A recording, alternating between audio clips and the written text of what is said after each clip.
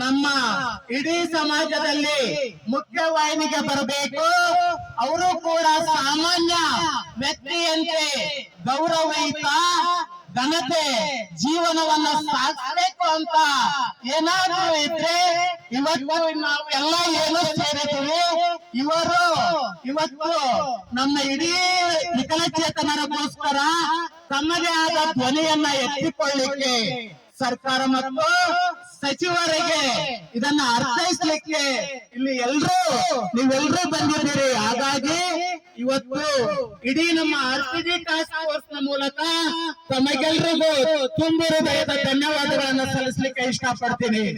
ಇವತ್ತು RPD task force ಕೇವಲ 6 ಜಿಲ್ಲೆಗಳಲ್ಲಿ ಮಾತ್ರ ಕೆಲಸ ಮಾಡ್ತಾ ಇದ್ರು ಕೂಡ ಅದು ಇಡೀ ನಮ್ಮ ರಾಜ್ಯದ ವಿಕಲಚೇತನರ ಸಮುದಾಯಕ್ಕೋಸ್ಕರ ತಮ್ಮದೇ ಆದ ಒಂದು ಚಾಕಚಕ್ಯತೆಯ ಮೂಲಕ, ತಮ್ಮದೇ ಆದ ಒಂದು ಮನವಿ ಮತ್ತು ಬರವಣಿಗೆಯ ಮೂಲಕ ಅವೆಲ್ಲವುಗಳನ್ನ ಸರ್ಕಾರ ಮತ್ತು ಸರ್ಕಾರೇತರ ಸಂಘ ಸಂಸ್ಥೆಗಳು, ಅಧಿಕಾರಿಗಳು, ಸಚಿವರುಗಳ ಒಂದು ಕಣ್ಣು ತರಿಸುವಲ್ಲಿ ಅದು ಹಂತವಾಗಿ ತನ್ನದೇ ಆದ ಒಂದು ಪ್ರಯತ್ನ ಮಾಡ್ತಾ ಇವತ್ತು ಇಡೀ ಒಂದು ರಾಜ್ಯದ ವಿಕಲಚೇತನರಿಗೆ ಒಂದು ಸಂತೋಷವನ್ನ ಉಂಟು ಮಾಡ್ತಾ ಇದೆ ಅಂತ ನನ್ನ ಒಂದು ಅನಿಸಿಕೆ.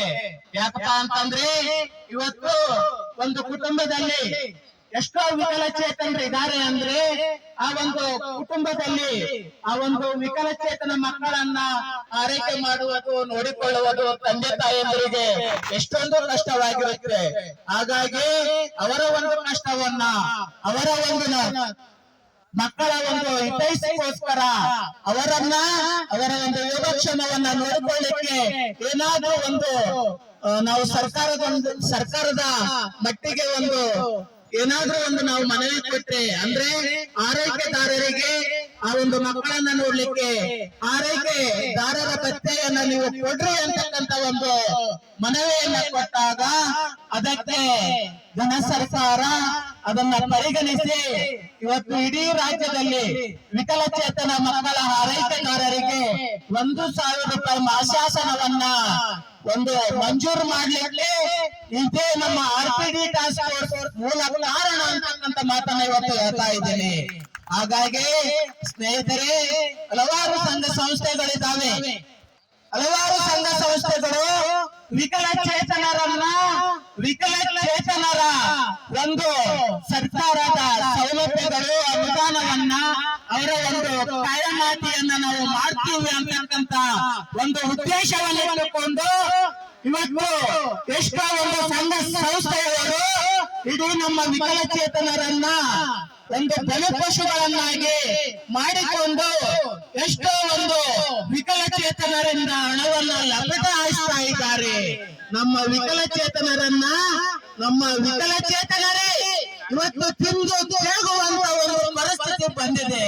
ಹಾಗಾಗಿ ಸ್ನೇಹಿತರೆ, ಅದೆಲ್ಲವನ್ನೂ ಯಾರು ಎಡೆಮಾಡಿ ಕೊಡದೆ ನಿಮ್ಮ ಒಂದು ನಷ್ಟಗಳಿಗೆ, ನಿಮ್ಮ ಒಂದು ತೊಂದರೆಗಳಿಗೆ ಯಾರು ನಿಮಗೆ ಸಹಾಯ ಹಸ್ತವನ್ನು ನೀಡ್ತಾರೆ ಅಂತವರಿಗೆ ನೀವು ಸಂಪೂರ್ಣ ಬೆಂಬಲವನ್ನ ಕೊಟ್ಟು ಅವರಿಗೆ ಸಹಾಯ ಸಹಕಾರವನ್ನು ನೀಡಿ ಅವರ ಜೊತೆ ನೀವು ಮುನ್ನುಗ್ಗಿ ಅಂತಕ್ಕಂಥ ಮಾತನ್ನ ಈ ಒಂದು ಸಂದರ್ಭದಲ್ಲಿ ಹೇಳಲಿಕ್ಕೆ ಇಷ್ಟಪಡ್ತೀನಿ. ಕಾರಣ ಸ್ನೇಹಿತರೆ, ಯಾರು ಎದೆಗುಂದಬೇಡಿ. ಇವತ್ತು ನಾವು ಕೂಡ ಒಂದು ಪ್ರಜಾಪ್ರಭುತ್ವದ ಒಂದು ಅಂಗವಾಗಿದ್ದು ನಮಗೂ ಕೂಡ ಪ್ರಶ್ನೆ ಮಾಡುವ ಹಕ್ಕು ಇದೆ, ಕೇಳುವ ಹಕ್ಕು ಇದೆ, ಭಾಗವಹಿಸುವ ಹಕ್ಕು ಇದೆ, ಸ್ವಾತಂತ್ರ್ಯದ ಹಕ್ಕು ಇದೆ. ಇದೆಲ್ಲ ಇದ್ದ ಮೇಲೆ ನಾವೇಗೆ ಅಂತಬೇಕು ಸ್ನೇಹಿತರೆ? ಹಾಗಾಗಿ ಯಾರು ಯಾವುದಕ್ಕೆ ಅಂದರೆ ತಾವೆಲ್ಲರೂ ಕುಡಿದೇಳಬೇಕು. ತಾವೆಲ್ಲರೂ ಒಂದು ಸಮಾಜದಲ್ಲಿ ಸಾಮಾನ್ಯ ವ್ಯಕ್ತಿ ಹೇಗೆ ಒಂದು ಘನತೆ, ಗೌರವ ಜೀವನ ಸಾಗಿಸ್ತಾ ಇದ್ದಾನೆ, ಅದೇ ರೀತಿ ನಾವೆಲ್ಲರೂ ಸಮಾಜದಲ್ಲಿ ಘನತೆ, ಗೌರವ ಜೀವನವನ್ನ ಸಾಗಿಸೋಣ. ಹಾಗೆಯೇ ಇವತ್ತು ಸರ್ಕಾರ ವಿಕಲಚೇತನರಿಗೆ ಏನೆಲ್ಲ ಒಂದು ಸ್ನೇಹಮಯ ಒಂದು ಸೌಕರ್ಯವನ್ನು ಒದಗಿಸಿಕೊಟ್ಟಿದೆ ಅಂತ ಕೇವಲ ಸುತ್ತೋಲೆಗಳಲ್ಲಿ ಮಾತ್ರ ಇದೆ. ಇವತ್ತು ನೀವು ಒಂದು ಮನಗಾಣಬಹುದು. ಇವತ್ತು ಈ ಒಂದು ಹೋರಾಟವನ್ನ ನಮ್ಮ ವಿಕಲಚೇತನರಿಗೆ ನಂಬರ್ 1 ಟೆಂಟಲ್ಲಿ ಕೊಟ್ಟಿದ್ದು.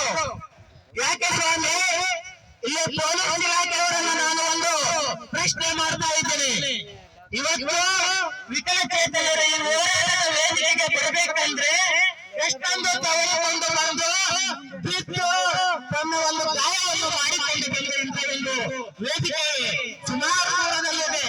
ಇಲ್ಲಿ ವಿಕಲಚೇತನರು ಬರ್ತಾ ಇದ್ದಾರೆ, ಅವರಿಗೆ ಏನೆಲ್ಲ ಒಂದು ತೊಂದರೆ ಆಗ್ತಾ ಇದೆ ಅದೆಲ್ಲವನ್ನು ನೀವು ಮನಗಾಣಲಿಕ್ಕೆ ಯಾಕೆ ನಿಮಗೆ ಜ್ಞಾನ ಇಲ್ವಾ?